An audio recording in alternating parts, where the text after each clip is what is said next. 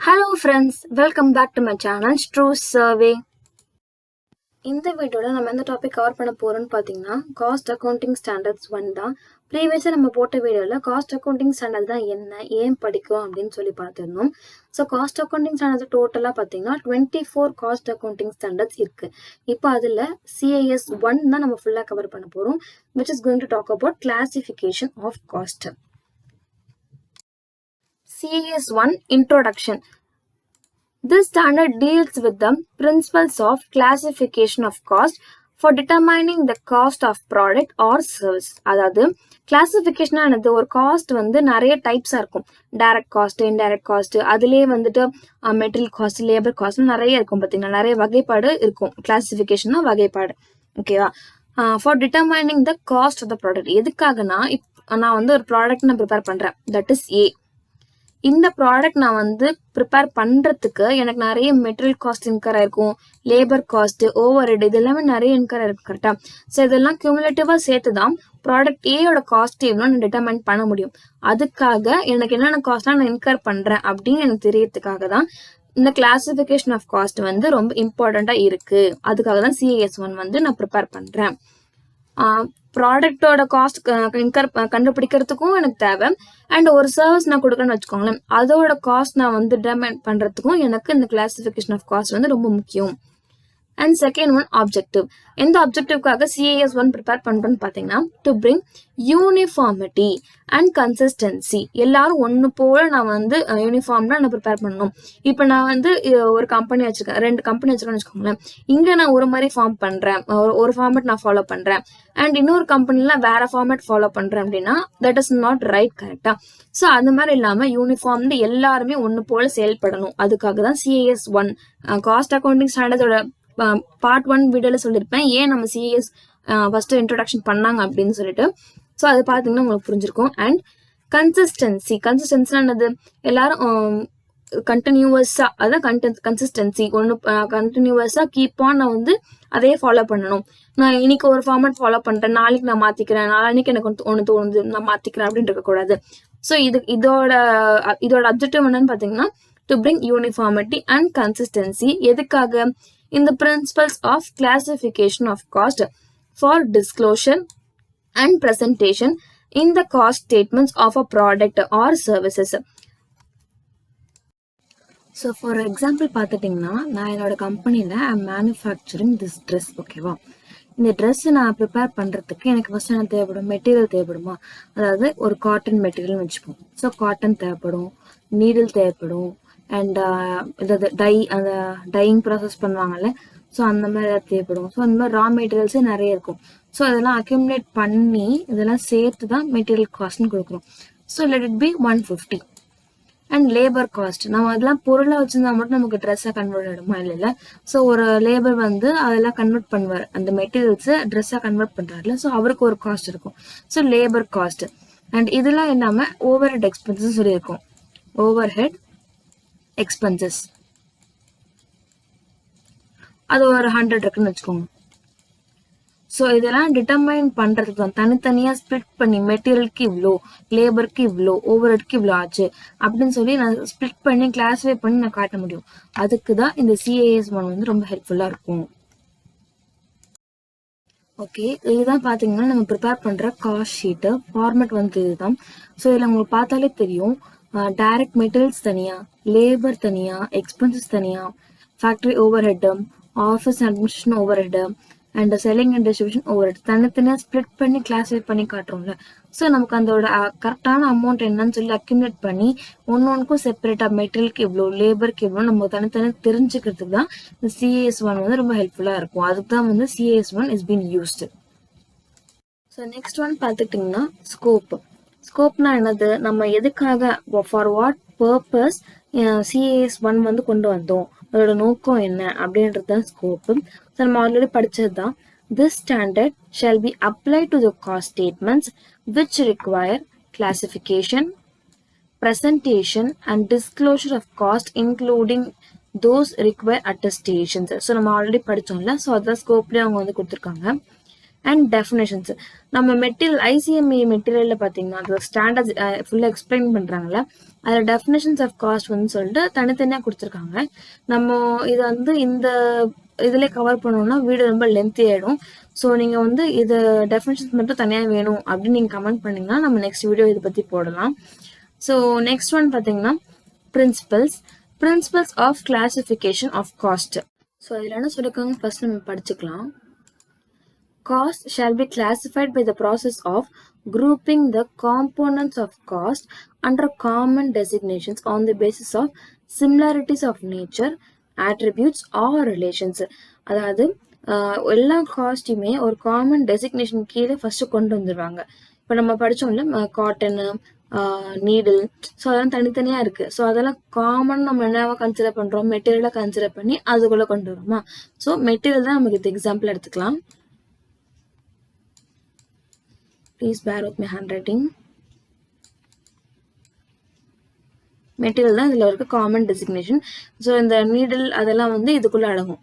And அதுதான் இங்கே சொல்கிறாங்க நேச்சர், அட்ரிபியூட்ஸ் ஒரு ரிலேஷன். இதை பேஸ் பண்ணி ஒரு காமன் டெசிக்னேஷனுக்குள்ளே நான் இதெல்லாம் வந்து உள்ளடக்கிறேன். Items group together under common heads shall be further classified according to their fundamental differences. அதான் டைரக்டா இன்டைரக்டா அதுல இருந்து பிரிக்கலாம். ஸோ இதெல்லாம் நான் சேர்த்து மெட்டீரியலா சொல்றேன்னா இந்த மெட்டீரியல் இருந்து நான் ரெண்டா பிரிக்கலாம். That is direct material and indirect material. இதுதான் வந்து பிரின்சிபல்ஸ் ஆஃப் கிளாசிஃபிகேஷன். அதாவது நான் இதெல்லாம் சேர்த்து காமனா ஒரு ஹெட் கீழே நான் கிளாசிஃபை பண்ணுவேன். அண்ட் அதுல இருந்தும் நான் சப் கிளாசிஃபிகேஷன் கொடுக்கலாம் அப்படின்னு சொல்லிதான் இந்த பிரின்சிபல்ஸ் ஆஃப் கிளாசிஃபிகேஷன் சொல்றாங்க. ஸோ அதுதான் சொல்லியிருக்காங்க பாருங்க. Cost can be classified with reference to the nature of expenses, its traceability to cost object, that is direct or indirect, its relation to functions or activities, its behaviour என்னது ஃபிக்ஸடாக இருக்கலாம், semi வேரியபிளாக இருக்கலாம், or வேரியபிளாக இருக்கலாம். And its relation to production process. நம்ம already படித்தது இங்கே வந்து ஒன்று சொல்லியிருக்காங்க. Next one classification of cost. இதில் வந்து வேரியஸ் டைப்ஸ் இருக்குது. நம்ம ஒன் பை ஒன் பார்க்கலாம். ஃபர்ஸ்ட் டைப் பார்த்தீங்கன்னா பை நேச்சர் ஆஃப் எக்ஸ்பென்சஸ். எனக்கு வர செலவு வச்சு நான் வந்து கிளாஸிஃபை பண்ணுறேன். அதை என்ன பண்ணுறேன், மெட்டீரியலாக இருக்கலாம், லேபராக இருக்கலாம், எக்ஸ்பென்சஸாக இருக்கலாம். ஸோ இதில் வந்து பை நேச்சர் ஆஃப் எக்ஸ்பென்சஸில் 3 டைப்ஸாக பிரிக்கிறேன். மெட்டீரியலுக்குள்ளே எதெல்லாம் வரும்னு பார்த்தீங்கன்னா மெட்டீரியல் காஸ்ட், அதாவது நெட் ஆஃப் ட்ரேட் டிஸ்கவுண்ட்ஸு, டாக்ஸஸ்ஸு, ரிபேட்ஸு, ப்ரொடக்ஷனுக்கு ரிலேட்டடாக என்னென்ன இதெல்லாம் நான் வாங்கணும் அது எல்லாமே மெட்டீரியல் காஸ்ட்குள்ளே வந்துடும். லேபர் காஸ்ட், அதாவது இந்த எம்ப்ளாயி காஸ்ட்னு சொல்லி நம்ம படிச்சிருப்போம் பார்த்தீங்களா, அதுதான் வந்து இந்த லேபர் காஸ்ட்டு. இதுக்குள்ள என்னென்னலாம் வரும்னா எம்ப்ளாய்க்கு என்னென்ன பேமெண்ட்லாம் பண்றணும், paid or payable to employees, either for பெர்மனண்டா இருக்கலாம், டெம்பரரியா ஒரு ஜாப் அவர் வந்து என்னோட கம்பெனிக்காக ஒரு செஞ்சுட்டு போயிருக்கலாம் அந்த லேபர். ஸோ அது எல்லாமே நான் ஒரு பேமெண்ட் பண்றேன் பார்த்தீங்களா, அதெல்லாமே லேபர் காஸ்ட்குள்ள வந்துடும். அண்ட் தென் எக்ஸ்பென்சஸ், அதாவது மெட்டீரியல் காஸ்ட்டும் இல்லாமல் எம்ப்ளாயி காஸ்ட்டும் இல்லாமல் மீதி ஒரு சில எக்ஸ்பென்சஸ்லாம் எனக்கு இன்கர் இருக்கும்ல, that is cost of utilities, job processing charges, இதெல்லாம் எக்ஸாம்பிள்ஸ். அதாவது காஸ்ட் ஆஃப் யூட்டிலிட்டிஸ், அதாவது அந்த எனக்கு தேவையான ஒரு சில நீடான பொருள்லாம் இருக்கும் பார்த்தீங்களா, அதுக்கு நான் கொஞ்சம் எக்ஸ்பென்சஸ் பண்ணியிருப்பேன். ஸோ அதெல்லாம் மெட்டீரியலுக்குள்ளேயும் வராது, லேபருக்குள்ளேயும் வராது, ஆனால் என்னோட கம்பெனியில் அந்த எக்ஸ்பென்ஸ் நடந்திருக்கும். ஸோ அதெல்லாம் தான் வந்து பார்த்தீங்கன்னா எக்ஸ்பென்சஸில் வரும். அதுதான் ஓவர் ஹெட் எக்ஸ்பென்சஸ் நம்ம படிச்சிருப்போம். So next step of classification என்னன்னு பார்த்தீங்கன்னா by nature of traceability to a cost object. ட்ரேசபிலிட்டினா என்னது, ஏதாவது ஒரு விஷயத்த கண்டுபிடிக்க முடியும். ஸோ என்ன கண்டுபிடிக்க போறோம் காஸ்ட்ல அப்படின்னு சொல்லிட்டு பார்க்கலாம். If a cost can be assign to a cost object in an economically feasible way, it shall be termed as direct to the cost object. A cost that cannot be assigned directly shall be indirect cost. So இந்த direct cost indirect காஸ்ட்ன்றது உங்களுக்கு தெரியும்ல, ஒரு விஷயம் டைரக்டா இங்க இருந்தான்ப்பா drive ஆச்சு, இதுக்கு தான்ப்பா செலவாச்சு அப்படின்னு சொல்லி டைரக்டா நான் கன்சிடர் பண்ண முடியும்னா அதுதான் வந்து டைரக்ட் காஸ்ட். அது மாதிரி டைரக்டா என்னால அசைன் பண்ண முடியாது அப்படின்னா தட் இஸ் இன்டைரக்ட் காஸ்ட்.